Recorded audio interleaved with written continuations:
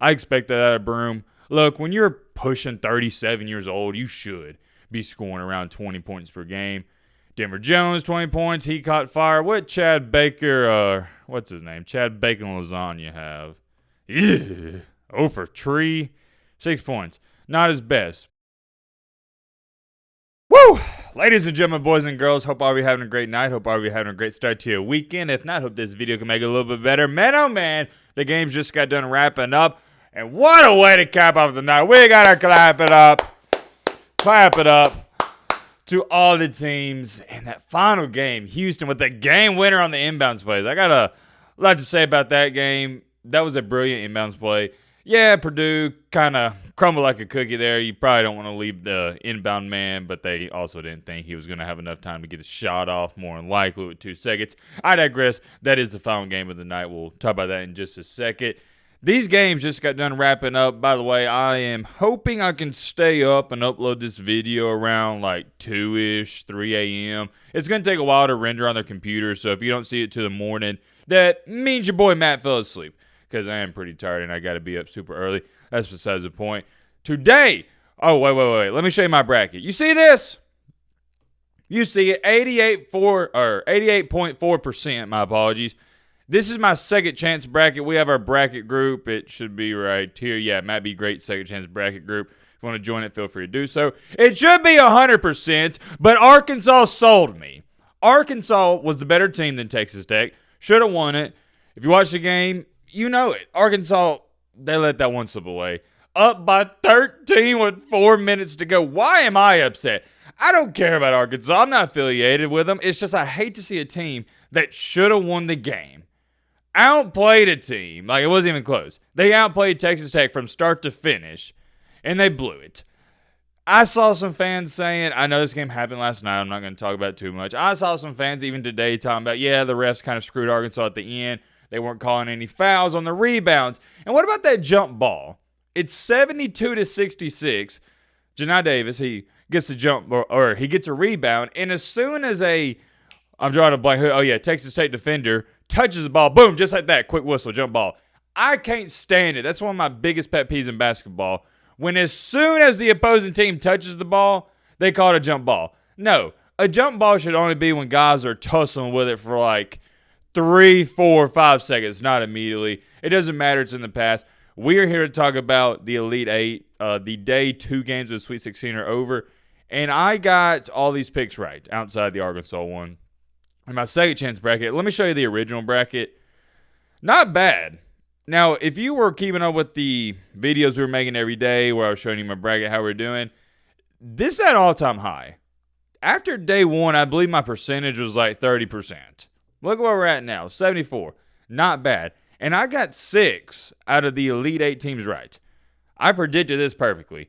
Duke beating Arizona, or let me go to, yeah, right here. Duke and Alabama. Got those. Auburn, Michigan State.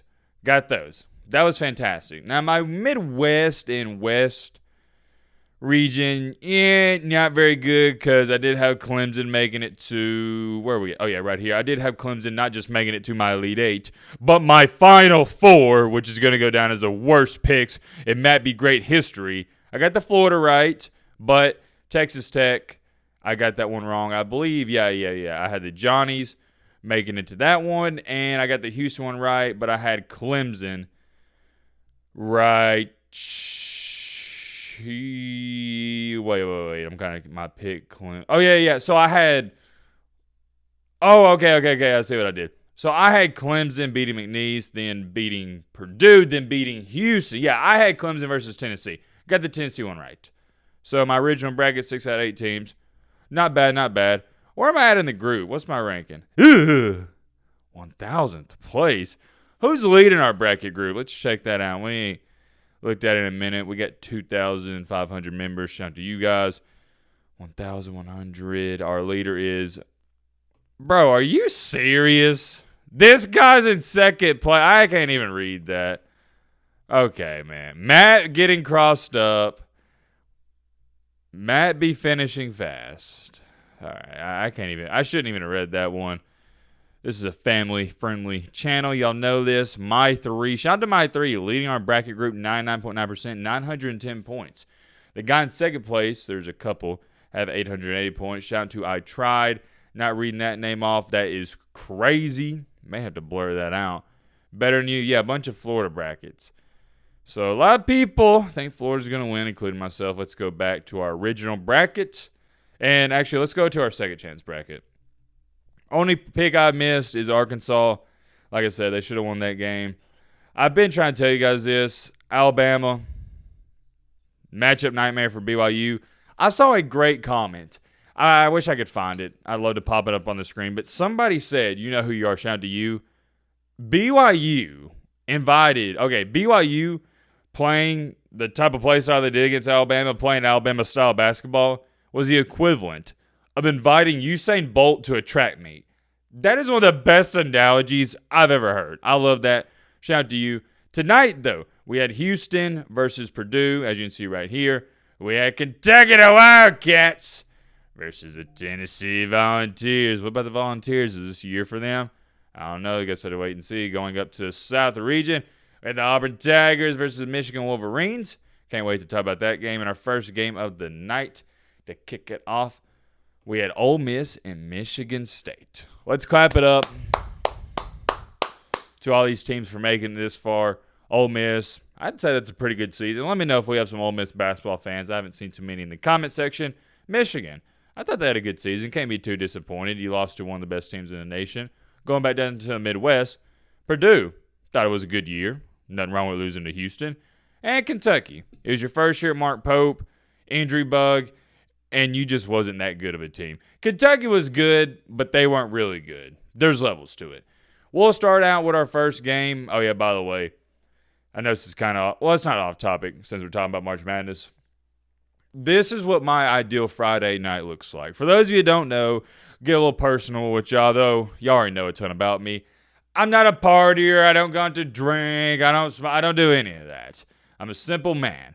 I like sports. I like playing, or let me dumb this down anymore. I like to watch sports. I like to play sports. I like to work out, go to the gym. I like to cook. I wouldn't say I like to mow grass, but I do it. But most importantly, my ideal Friday night looks something like this. Sitting on the couch at 6 p.m. till midnight and watching some great basketball games. I love basketball as much as I love college football. Sign me up. This is my perfect ideal Friday night. Most people want to go out, party, and there's nothing wrong with that. To each their own. But not me. I want to sit at home, watch me some basketball, cook me a nice meal, drink me some chocolate milk. Yeah. All right. I really don't know why I told you guys that, but we're just going to roll with it. Like I was saying, let's lock in and get down to business. I don't know if you are going to be able to take me too serious after saying I like to watch college basketball and drink chocolate milk, but it is what it is. Don't be hating on the chalky milk. Ole Miss, Michigan State. This was a really good game. Really good game. And I'm not going to talk about it too much because Michigan State have, and it's why I have them going so far in my bracket, they have championship DNA. You can't coach it. It's hard to win against. They got Tom Izzo. How many times has this guy made it to the Sweet 16 and Elite 8? I lost count. This is my first time looking at the box score. Michigan State outshot Ole Miss 50-40.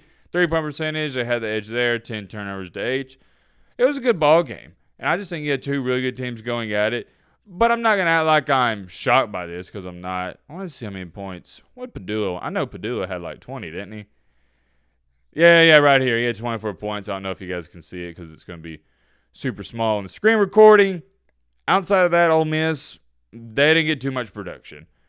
Michigan State, though, what about Richardson? He had 20 points on 8 shots. Are you kidding me? Insanely efficient. Insanely. Michigan's just one of those teams, man. Oh, yeah, shout out to Trey Holloman. Coming off of the bench, probably a starter on most teams out there. I really love this Michigan team. It's why I had them in my Final Four in the first place. Let's head on back here. We'll exit out of that. What was the second game? Auburn wasn't the second game. No. The Kentucky Wildcats and Tennessee. And I like we're getting these out of the way first because I don't have a lot to say about these because I don't think there is a lot to say. I knew I have a group chat with some of my buddies. Within 5 minutes of this Kentucky and Tennessee game, it was over. Maybe some of you can relate.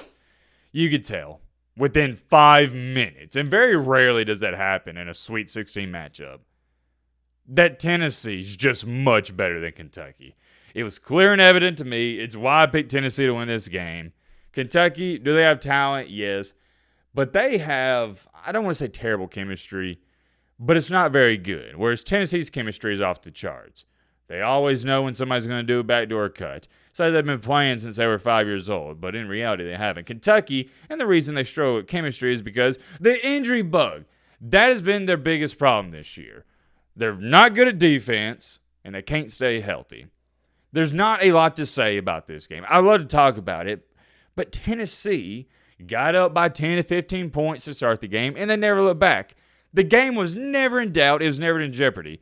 From the 16-minute mark in the first half on, I never for a split second thought, yeah, Kentucky's going to make a run. Nope, not once. Tennessee is too great of a defensive team.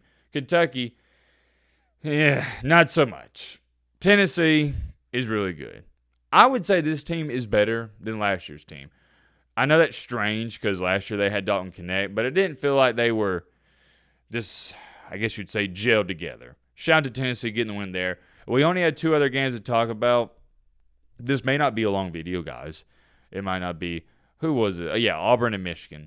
That one ended before our midnight game. That went into, I was about to say it went in overtime. It didn't. It almost went in overtime. Auburn and Michigan. Don't let this 78-65 fool you. It was much closer than that. Michigan was actually up by, what was it, like 7 or 8 points in the second half? And then, not the play of the game, but the run of the game. The Auburn Tigers go on a 20-2 run. They caught fire in a 4-minute stretch. They scored 20 points in 4.5 minutes. And it wasn't one guy. Everybody, Janai Broome, Tahad Pettiford. Whew! Woo! What about that Pettiford kid? I know he's been balling all year. It's not like this some Randeezy that's coming out of nowhere in March Madness. But when he gets going, he is hot. The good thing about Pettiford is when he's on fire, he's on fire. The bad news about him is when he's cold, he's cold. That sounded kind of dumb. You get what I'm trying to say. When he's on, he's on. But when he's off, he's off. Well, guess what? He was kind of off to start the game, but he sees that ball go through the net once. He's seeing an ocean at that point. He was making and one, step backs. It was unreal. And when Auburn's playing the way they did in the midst, I know this doesn't happen all the time, and you could say it's for a lot of teams, but when Auburn's playing like they did in that 20-2 or 20-4 run, whatever it wound up being, nobody can beat them. It's like Alabama yesterday. Is Alabama always going to play like they did against BYU? The BYU, shout to them. Absolutely not. This performance on the right hand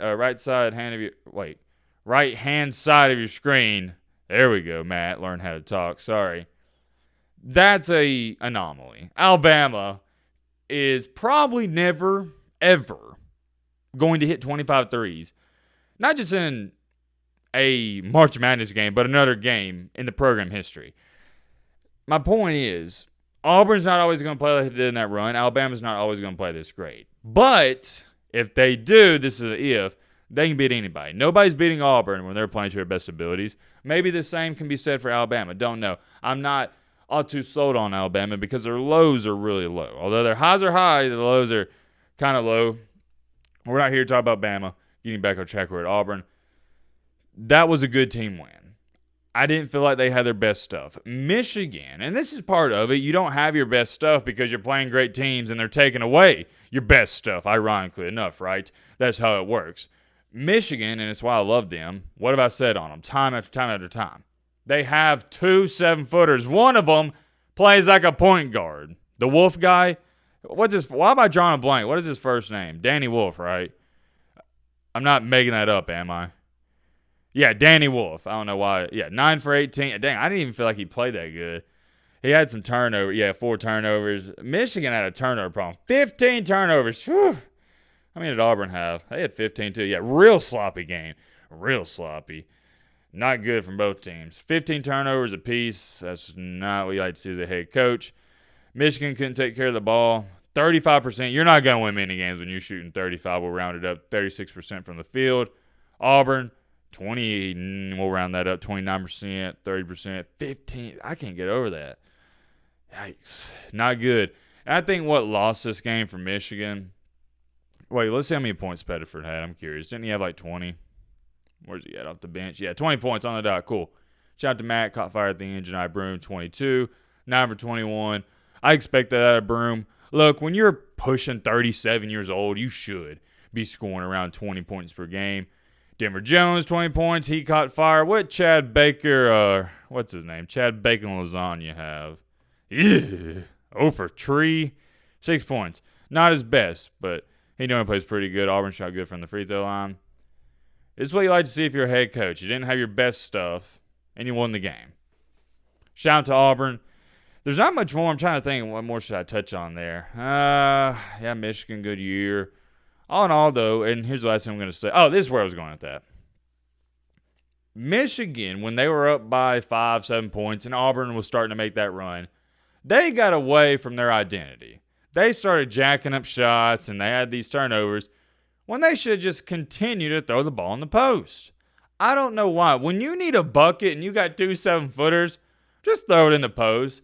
Maybe you'll get fouled. They tried doing it at the end with the other center, but it's all too little, all too late. You're down 10, throwing it in the post with 5 minutes to go. It's over, Chief. You should have done that when you had the 5-point lead.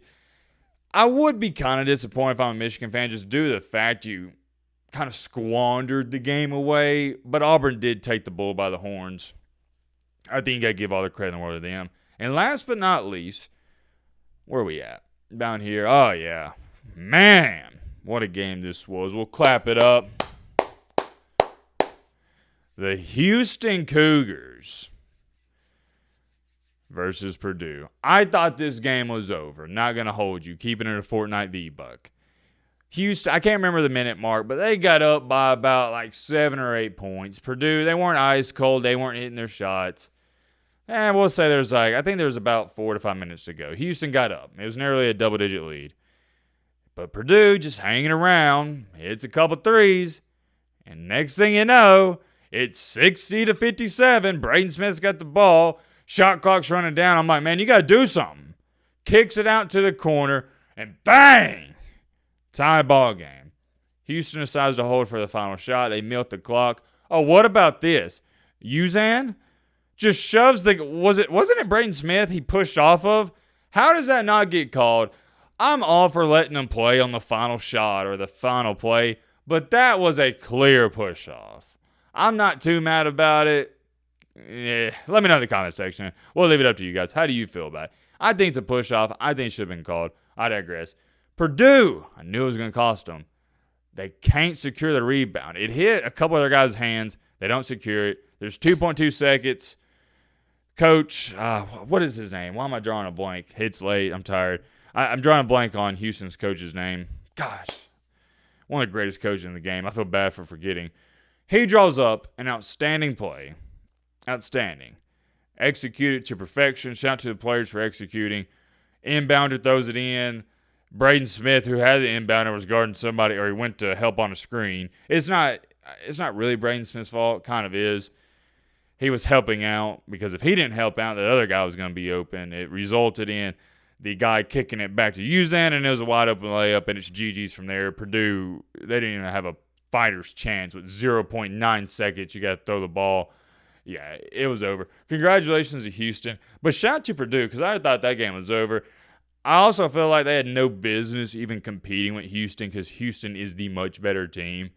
They're lockdown defenders all over, menaces to society, Black Air Force energy. And Purdue said, yeah, we don't care about that. We know we're not supposed to win. And sometimes that's when you play your best. You know, yeah, we're probably supposed to lose this game. So it should have happened, and you kind of let your nuts hang. That's what they did. Let's put the box score. I know off the top of my head, Braden Smith had 15 assists. What am I talking about? 15 assists, I believe, if I'm not mistaken. Braden Smith, 2 for 7. That's crazy. 2 for 7. He only shot 7 shots. Their best player. But, oh yeah, here it is, 15 assists. Played good. He was orchestrating to perfection. What about Uzan, though? Didn't he hit 6 threes? Yep, 6 for 9. 22. Anytime you can win a game with your best player, LJ Cryer, going 2 for 13, you got to feel pretty good. You have got to feel good knowing your best player stunk it up and you still won. Law of averages, right? The chances of LJ Cryer going 2 for 13 again in their next game or the game after that, slim to none. Probably not going to happen. Same thing with Mark Sears. Mark Sears at Alabama, the past really 5 to 6 games, been struggling from the three-point line. But he's a good three-point shooter. Law of averages kicked into effect last night with the BY Jews. He hits 10 threes. Everything's going to even out. I mean, Coffin Wren. Yeah, Coffin Wren, he didn't play bad, was in foul trouble, 14 points. What's his name? Fletcher Loyer. He had a good first half, kind of shaky in the second half. I thought Purdue played a good game. If you're a fan of Purdue, I don't think you can be too upset. You're not supposed to win this game, and you almost did. Who knows? You get to overtime, you might win. I think Houston would have prevailed in overtime. That's just me. And if you're Houston, of course, if you're a fan, you got to feel good. You're going to the Elite Eight. All in all, both fan bases should feel pretty good there. And as a college basketball fan, I feel good. And this is what I'm talking about. I want to feel like both teams deserve what they got. What happened last night with Arkansas, I don't feel that way. And I know it seems like I'm some Arkansas fan. I'm not. I just hate it so much to see a team play that good and lose a game. But you got to give credit to Texas Tech. Don't take anything away from them. They made big-time plays, and they didn't give up. Ladies and gentlemen, boys and girls, that's all the games. Let's do a quick preview. Oh, yeah, by the way, I don't know. Just be on the lookout for it. I might be live streaming on YouTube, where you're watching this video, this Duke and Alabama game. Maybe. And it's not going to be some great live stream. I'm not even going to set it up on the PC or nothing. I'm just probably going to do it on the phone, low-key. Just record my live reaction. Let me know in the comment section if you'd want to see that. I think that'd be cool for the channel and the community. Hopefully Alabama plays pretty good. I gave my 2 cents as a Bama fan the night before the game. I'm feeling pretty good. We have done what we were supposed to do up until this point. We're not supposed to win this game. We're playing with house money. I'm very satisfied with the way we played in March Madness with this entire season. We've had an outstanding year. We made it to the Elite Eight. It's good. Anything from this point on is the cherry on top. As far as it goes for our game itself, yeah, I'm confident. We're a good team. I think Duke is a better team, but it's March Madness. Anything can happen. Cooper Flagg, he's the X factor. If he plays like he can play, Duke's going to win this game. You also got to worry about Kneppel.